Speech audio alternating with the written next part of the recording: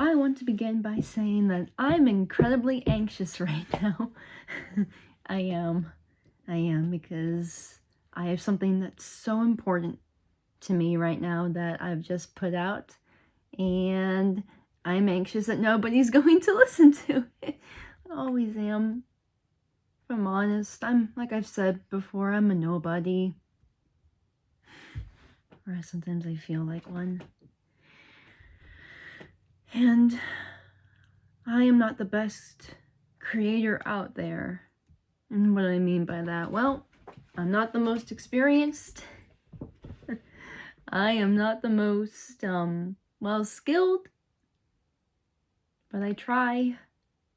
I try to create things with empathy and compassion and respect for their source materials, whether it was my Chronicles of Narnia video, which I would recommend. It was an incredible experience to adapt a fan adaptation of The Silver Chair with some incredible actors.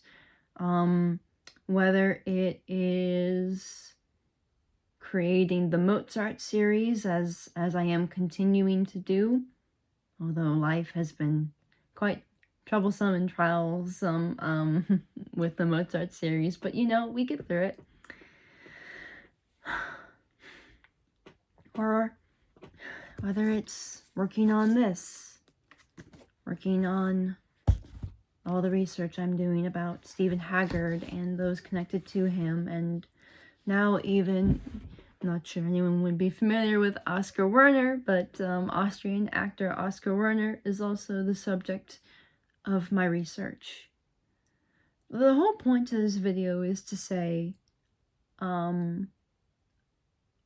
for 5 months now, I have been working on a project related to Stephen Haggard, and I have just released our original concept for a radio play entitled Interviewing Stephen Haggard.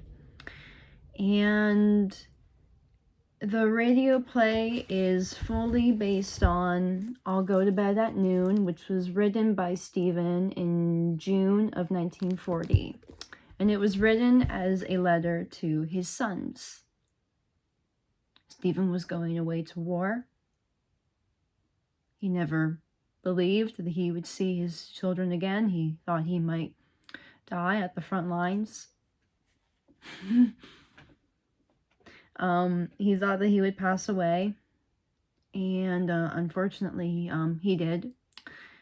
And that's information that's public. You can find that easily. But he did pass away at the age of 32 in February of 1943. And he was basically, after 1945, when his friend Christopher Hassel wrote this biography about him, was practically lost to history. The books went out of circulation and Stephen was forgotten. I'm genuinely getting emotional because this man's story has touched my heart so much. They forgot him. They forgot him. The world and history forgot Stephen Haggard. As a film actor, as a stage actor, as a writer, an author, a poet. And I'm making this video to say, I have been working so hard for the last 5 months. So hard to try and write and create this radio play and some other things to do based around Stephen. And it's been very hard. It's been very hard to do this. It's been a lot of money and resources and time spent, and it's not gone well sometimes. It could be going better at points, only because sometimes the resources don't exist and sometimes there's no way to verify the information, and sometimes finding the books that I need. As a matter of fact, I have a whole list of books that are not even with me physically. I still need to purchase. I just want to say that for those who have been a part of interviewing Stephen Haggard, the radio play, and those who have been a part of the original concept, interviewing Mr. Haggard as it was alternatively titled originally, its working title, they are incredible. They have stuck through so much, so many trials, and they have been so encouraging, and I would encourage you, if you can, to please give a listen to interviewing Mr. Haggard, the pilot concept. Please support interviewing Stephen Haggard when that short radio play comes out. We're in the process of beginning recordings for that. This story of Stephen, and there's a picture of him in this book here. I'll show you him. So this is Stephen. Wasn't he handsome? This is Stephen, and his story is so beautiful. He was a complicated man. Stephen was not a perfect man. He was a flawed man. But the one thing I want to preface is that before he went off to the war, and he went off June 28th of 1940 to train with the Devonshire Regiment. Before Stephen went off, he was denied. He was denied to go to the war front. The minute that war was declared on September 3rd of 1939, he was away in the countryside because everybody had evacuated the cities and had gone to the countryside, and he was alone. I think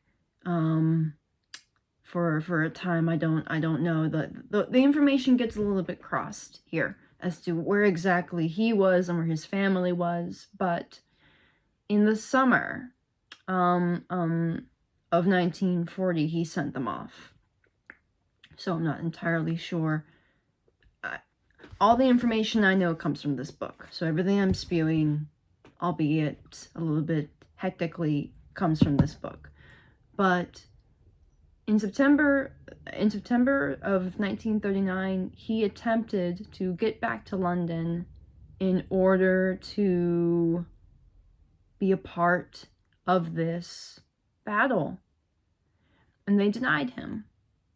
Every single time they denied him from the RAF, in the army.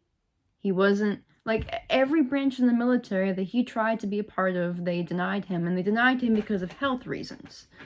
They denied him because of his age. They denied him because he left school early. He did not graduate. He didn't have a high enough academic skill to be a part of some of these things, but he was a very incredibly intelligent person. He was a person who struggled as well with feelings of depression, I imagine, anxiety, and other mental health difficulties.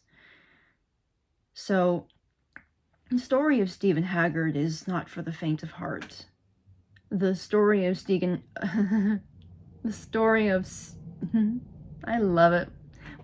I can talk. I love the story of Stephen Haggard is not for, it's not just for anyone, but it is for those who, you know, when we think of the war, we think of the boots on the ground. And they were equally as important. The Men of Easy Company, if you're familiar with Band of Brothers, so important, beyond important. But beyond the Men of Easy Company, there were the men who were fighting the war in a different manner, such as the manner as Alan Turing did with the code breakers at Bletchley Park. Stephen fought the war in a different way. And We may never know all the things that he did, even though it's been 84 years since this man passed away.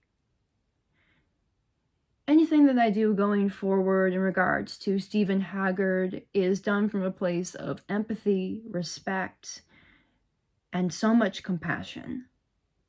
Anything that I post, share, any of it, all of it. He is somebody who I believe we need to remember. And I implore you to remember him. I implore you to, if you can, if you really truly can, these are two things of his. These are his poems that he wrote. These are his. They were published posthumously after he died. And these are his real words. You can basically consider this a memoir, because it's not just letters to his sons. It's a reflection on who he was. This is called I'll Go to Bed at Noon, a soldier's letters to his sons. And this is the unpublished poems of Stephen Haggard. And if you must, read Timeless Quest by Christopher Hassel. It's a beautiful depiction of a complicated individual. But I want to say that the things that I am doing are historical fictional.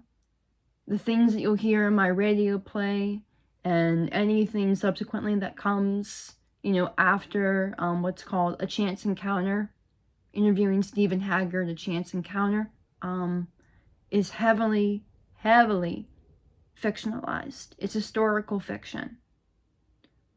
But it's based on very, very, very real words of a very, very, very real man who history has forgotten. And we have let him fade. I don't think that we should let Stephen fade. I think we need to bring him back into the forefront of our minds and hold him in our collective memory. So with that, I will say thank you so much for listening. Thank you for the positivity on my call to action video. That was so unexpected and so beautiful. I'm so grateful. And until next time, I'm Faith Jacobs, signing off.